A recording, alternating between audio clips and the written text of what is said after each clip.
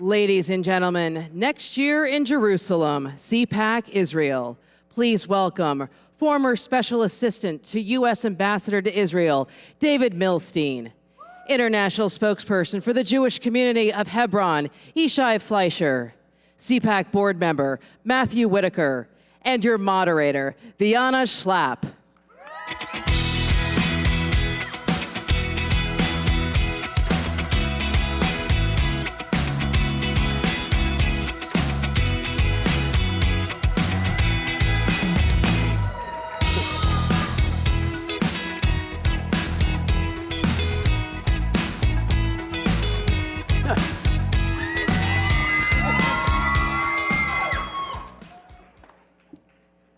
Hello, CPAC. Thank you for having us here today.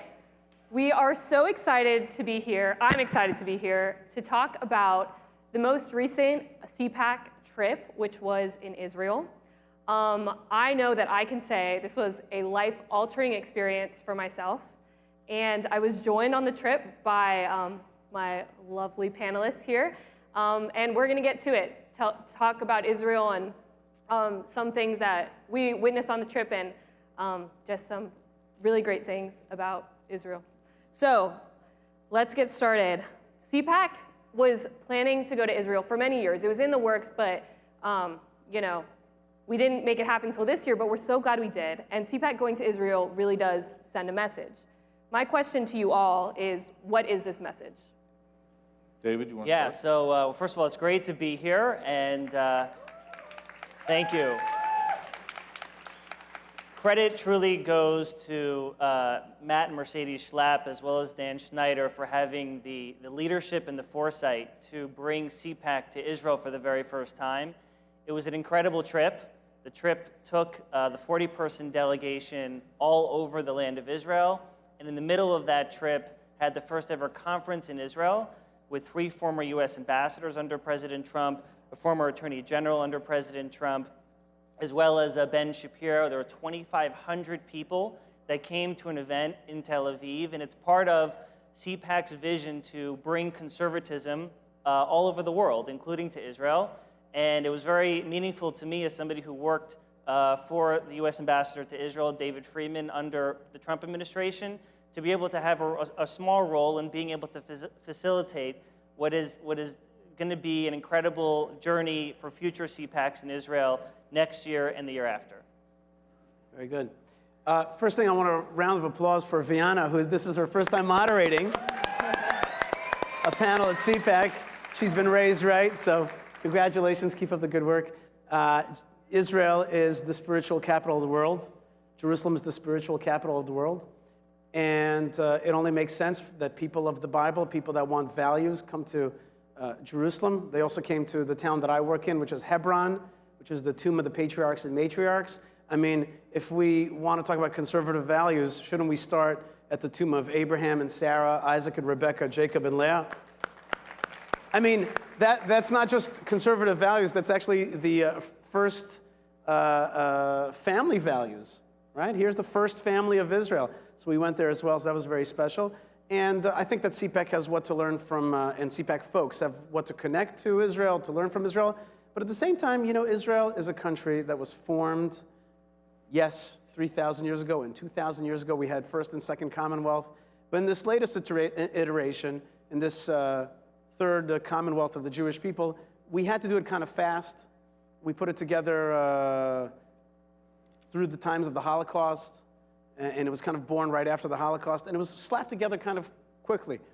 And when you look at the United States and you think about how the forefathers of this country worked so hard to create a nation and a state that had these incredible values, the most central value of which is that the people have to love their country but distrust their government. Now that's a very special gift that the United States brought into the world, checks and balances. Israel was formed from a more communistic place. It came out of Russian Jews. And so when CPAC comes to Israel, and when Ben Shapiro talked about judicial reform, when he talked about getting rid of bureaucracy, I was like, good, CPAC has got something to teach Israelis as well. So it's a mutually beneficial relationship, and I'm really glad that you guys came. Thank you. I would add to that. First of all, if you can and you want to, come next year. I think it was such an amazing trip. It was my first time in Israel, and several things just struck me. First of all, it's just the history, but not only the history, but how it sits today. So you have a modern Israel where people live and work, and then at the same time, you have a country and a place that so many important historical events happened. We went to Bethlehem as a Christian, going to Jerusalem and walking the Stations of the Cross and all of those things. But at the same time, the modern part really struck me because I was on a panel with the former Minister of Justice, and to talk about how Israel as a country currently doesn't have a constitution, that they're actually still using laws from the Byzantine Empire, and thinking about how all that stuff you learned in Western Civ recently, how it all actually applies to this place and this time. And so it was really just extraordinary to be in that. And it was a tremendous opportunity. And I think one of the things that I think it's so interesting and it's so it's an honor to be a part of is the conservative movement in the world.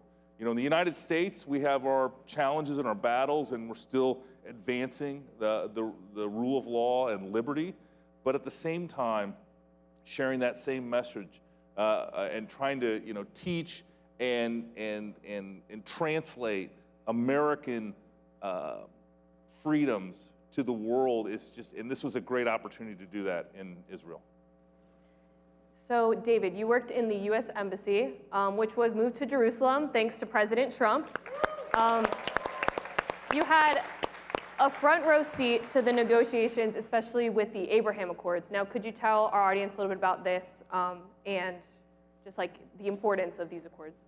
Yeah, absolutely. So the Abraham Accords was a historic agreement that the Trump administration facilitated between Israel and 3, 4, and then eventually 5 other Arab countries in the region. And this was extremely important for a number of reasons. First, it actually showed and blew through the myth that often exists in public policy among people in the foreign policy establishment who wrongly thought that the failure to solve the Israeli-Palestinian conflict are what actually drives violence in the Middle East. And that's actually not the case. What really drives violence in the Middle East is the threats that are coming from Iran, the leading state sponsor of terrorism, who actually posed a threat to both Israel and a number of Gulf Arab states. And if you go back to 2015, Prime Minister Netanyahu actually had the courage to come to Congress, if you recall, and speak out against the Iran deal, not just as an existential threat for Israel, but also as a tremendous security threat to America. And he did that even though President Obama at the time was pushing forward on it. The Trump administration came in, and President Trump had the courage to leave the deal because it posed a threat to America and our allies, including Israel and the Gulf Arab states. And Israel and the Gulf Arab states started to recognize, wow, we have a real friend in Washington, D.C., and you see a president who, contrary to previous presidents, was going to fulfill his promises to Israel because they're in America's national security interests, from recognizing Jerusalem as the capital and moving the embassy to Jerusalem, recognizing Israel's sovereignty over the Golan Heights, taking on the Iranian regime for really the first time and imposing maximum sanctions on them. All these various big decisions, people thought it would actually create more violence in the Middle East, and actually by embracing Israel and showing the world that Israel and America are in a common fight against the enemies, really, of Western civilization, and also bringing along the Gulf Arab states, we were able to bring historic peace in the region. And really the future for all of that can be positive. Unfortunately, the Biden administration is trying to reverse and appease the Iranian regime and appease the Palestinians and go back to the failed policies of the past. So they're not going to be as successful in these endeavors. But what's good is that Israel and these Gulf Arab states, which for years had behind-the-scenes relations, have now, through the Abraham Accords, created these strong agreements publicly and are standing united against the Iranian regime, but also, frankly, are standing united against the Biden administration right now, which is trying to rejoin and create an even worse Iranian deal that's terrible for the free world. And so the path forward is really for us to continue to build upon what has worked, and ideally in 2022 and maybe in 2024 we can have a president who moves forward in the right direction. So we're talking about Israel and peace, but unfortunately, many of Israel's neighbors are not looking for this same peace. Rabbi, I would like to turn to you, because you are actually from Israel. Could you give us a little taste of what it's like on the ground there when we're looking at rising anti-Semitism here and abroad, Iran closer to getting nuclear weapons, the ongoing threat of terrorism? What concerns you? Well, first thing is that we're a post-Holocaust country, and we've been through a lot, the Jewish people. So when you say these things to me, it's not like I'm like, oh my God. I'm just like, okay, that's another challenge that we have to deal with. We've been through the Babylonians, the Persians, the Greeks and the Romans, and we'll get through the Iranians, it'll be all right. And, you know, we can't allow ourselves, we're people of faith in God and also of the strength that God gives us. So we can't allow ourselves to get too nervous. At the same time, we're on guard, and I just went shooting the other day, practicing my own firearms training. And we have to do that. We got to be, every one of us has to be prepared in Israel. Every one of us is like a police officer in a sense, a defender, a certainly military person. You know, I want to talk about the Abraham Accords for just 1 second because it's related. The Abraham Accords is really the vision of peace in our region, which is a strong Jewish Israel surrounded by strong Arab countries, living together and working together in concert for a better Middle Eastern region.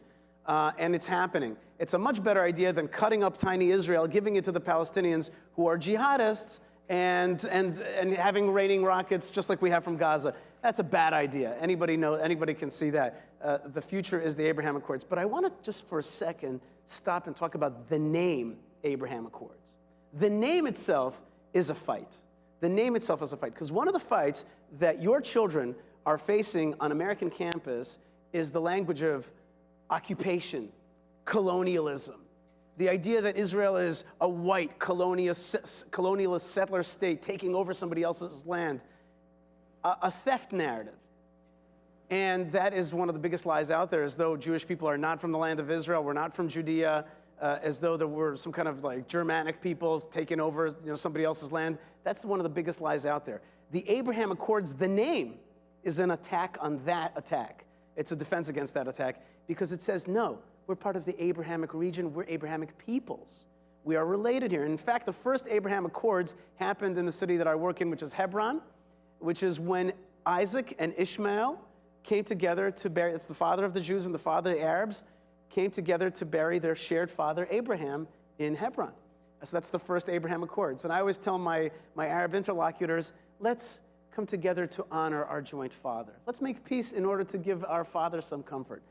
The Abraham Accords was not, it was the move was a fruit of people like David and David Friedman and other people, and of course President Trump.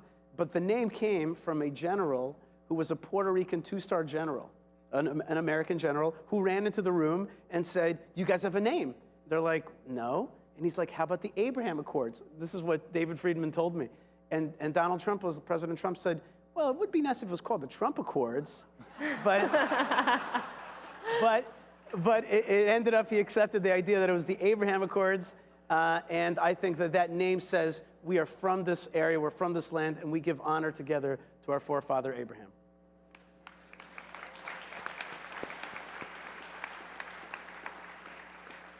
What concerns you? What concerns you about Israel, about the situation over there? Well, I mean, it is obviously a region that has always known conflict. Whether, is it the Crusaders, whether it was the Persians, whether, whoever was moving through that area. And there's a reason that every Israeli citizen has to serve in the military. It's a preparedness, as the rabbi was talking about. And so, it concerns me that if you know your Bible, there may be future conflict in the region. Maybe, the ultimate conflict in the region. And so, I'm concerned about that. I'm concerned that also that Iran, if not contained, if allowed to become a nuclear power, will not only be a existential threat to the state of Israel, it will also require everyone else in the region to develop nuclear capabilities, and I think that is never good.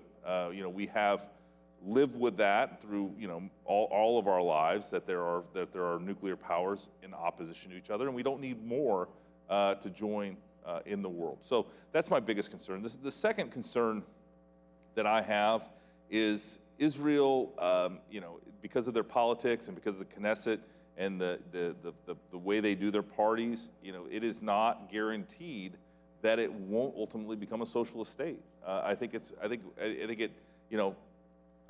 My sense is that the people are conservative, the people are, Bible believing, but at the same time, I worry about, one of our best ally in the region and one of our closest allies in the world would tip into sort of a socialist agenda that is not good for the American people long term. I want to give you all 1 minute, since we're coming to the end, to tell our audience, why should everyone go to Israel? What is important? What do you find most interesting about it?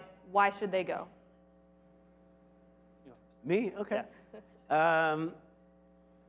Right now I'm working on a project which is it's an American idea. Sometimes we take ideas from America, yes. And we have what to learn as well.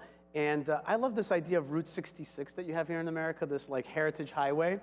So I had this idea that we actually have a road called Route 60, and it's an ancient biblical highway, and it has on its 7 holy and ancient cities, Beersheba, Hebron, Bethlehem, Jerusalem, Bethel, Shiloh, and Shechem, all on one road. And this is basically like 90% of the Bible took place on this road. And I am actually working in the Israeli government to change the name to Route 60, the Israel Biblical Highway. I want to make sure that everybody here at CPAC, I want to make sure that Bible-loving people, values-loving people, defense-loving people, national and patriotic-loving people will come to the Israel Biblical Highway, go down that highway and say, yeah, I did the Israel Biblical Highway. I came to these cities. I stood in the place where Jacob had the dream of the ladder. I came to the tomb of Abraham. I drank water from Abraham's well. I want the whole world to do that, and certainly the people here. So you're invited to be part of the Israel Biblical Highway.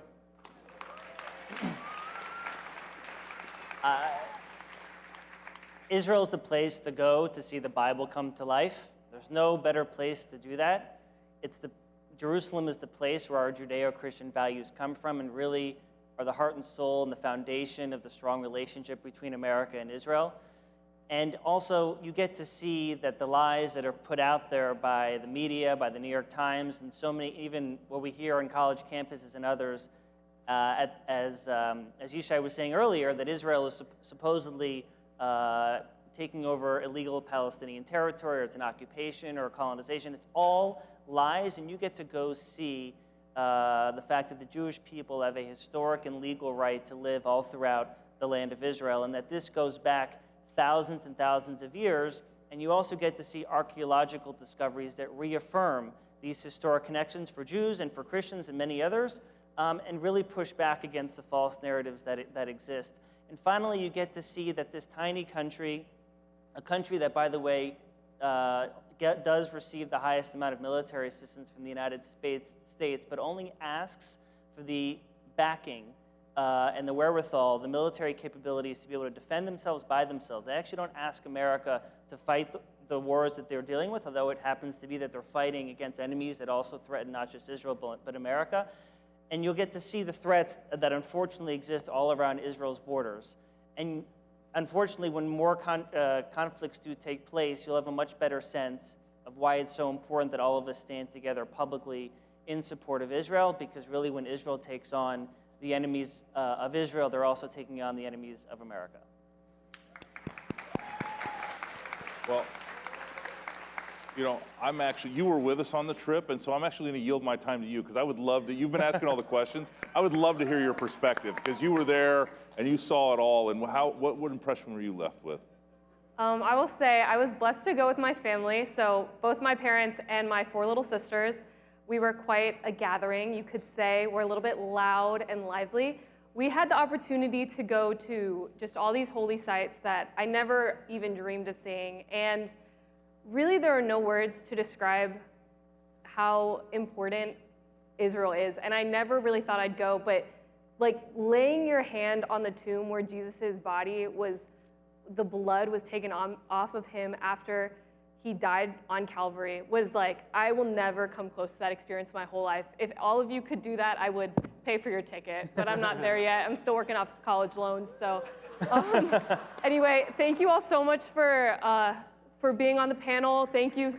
Vianna, one more thing. Yes? You know what I love here in Texas? Buc-ee's. I love Buc-ee's. I want a Buc-ee's in Israel, or I want a Buc-ee's in Israel with all that stuff, and I'd love to see more Israel stuff at Buc-ee's, more like, so if anybody knows anybody at Buc-ee's, let me know. God bless you guys. Thank you so much. Thank you.